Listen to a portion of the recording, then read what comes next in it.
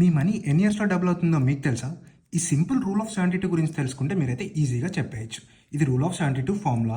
దీన్ని సింపుల్గా అర్థం చేసుకోవాలంటే 72 డివైడెడ్ బై మన రేట్ ఆఫ్ ఇంట్రెస్ట్ పెట్టారనుకోండి, మనకైతే ఎంత టైంలో డబుల్ అయిపోతుందో తెలిసిపోతుంది. ఫర్ ఎగ్జాంపుల్, ఒక ఫిక్స్డ్ డిపాజిట్లో 6% ఇంట్రెస్ట్ రేట్ వస్తుంది అనుకుందాం. సో మన రూల్ ప్రకారం 72 డివైడెడ్ బై మనకి ఇక్కడ ఇంట్రెస్ట్ రేట్ 6 కాబట్టి 6. సో 72 డివైడెడ్ బై 6 అంటే 12. సో 12 ఇయర్స్లో మన మనీ అన్నది అయితే డబుల్ అయిపోతుంది.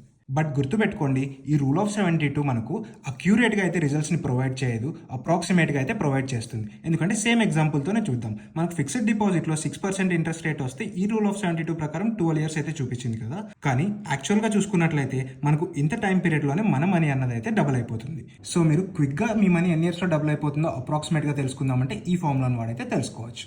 అండ్ ఇది డిఫరెంట్ ఇంట్రెస్ట్ రేట్స్కి డిఫరెంట్గా అయితే వర్క్ అవుతూ ఉంటుంది. సో ఇలాంటి మరెంతో ఇంట్రెస్టింగ్ ఫైనాన్స్ కంటెంట్ తెలుసుకోవాలంటే మన యూ ఆన్ యువర్ ఫైనాన్స్ అయితే ఫాలో అవ్వండి.